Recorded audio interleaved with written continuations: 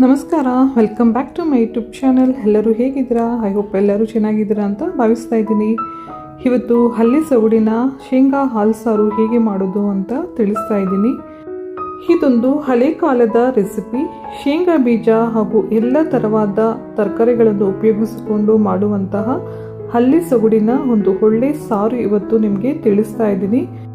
ಶೀತ ಆದಾಗ, ಗಂಟಲು ನೋವು ಇದ್ದಾಗ, ಏನು ತಿಂದರೂ ಬಾಯಿಗೆ ರುಚಿ ಸಿಗ್ತಾ ಇಲ್ಲ ಅಂತ ಇದ್ದಾಗ ಆ ಸಮಯದಲ್ಲಿ ಈ ರೆಸಿಪಿ ಮಾಡಿಕೊಡಿ.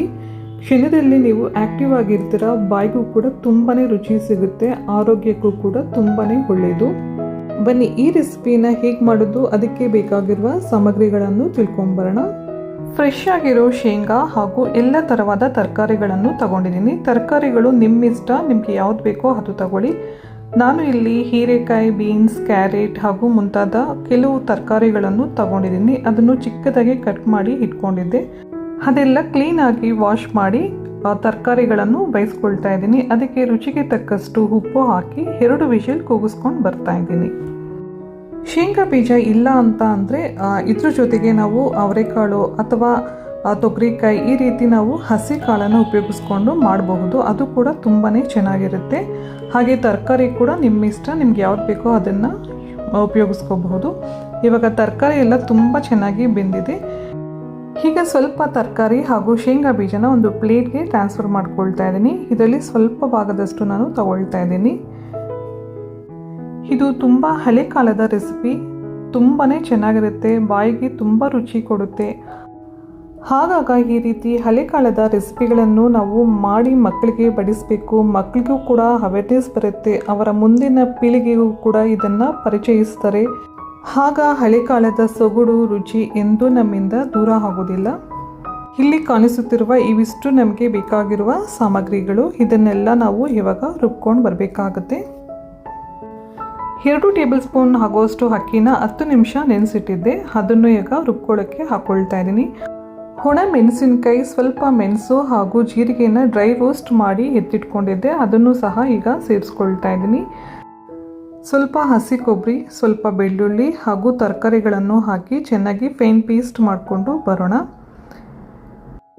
ನಿಮಗೆ ಅಕ್ಕಿನ ನೆನೆಸ್ಕೊಳ್ಳೋಷ್ಟು ಸಮಯ ಇಲ್ಲ ಅಂದಾಗ ಅಕ್ಕಿ ಕೂಡ ಚೆನ್ನಾಗಿ ಡ್ರೈ ರೋಸ್ಟ್ ಮಾಡಿಕೊಂಡು ಸಹ ನಾವು ರುಬ್ಕೋಬಹುದು. ಅದು ಕೂಡ ತುಂಬ ಚೆನ್ನಾಗಿರುತ್ತೆ.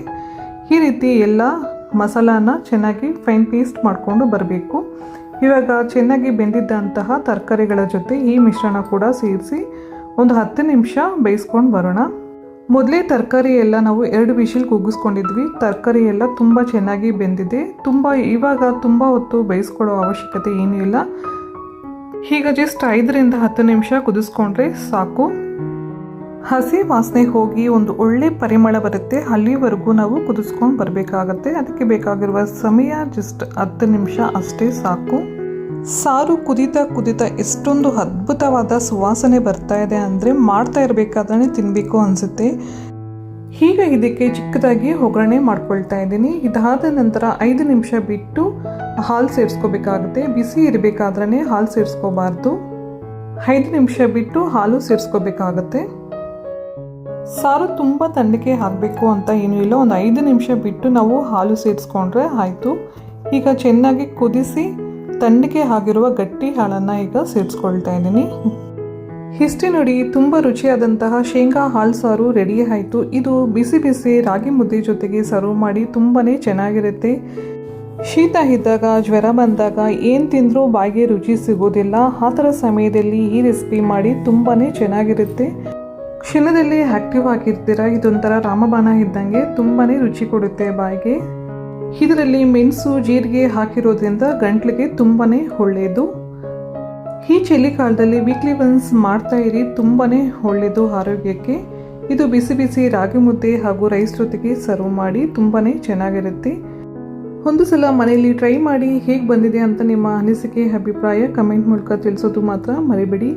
ಮತ್ತೆ ಒಂದು ಟೇಸ್ಟಿ ರೆಸಿಪಿಯೊಂದಿಗೆ ಮುಂದಿನ ವಿಡಿಯೋದಲ್ಲಿ ಮತ್ತೆ ಭೇಟಿ ಆಗೋಣ. ಅಲ್ಲಿವರೆಗೂ ನಮಸ್ಕಾರ. Thank you so much. Bye bye.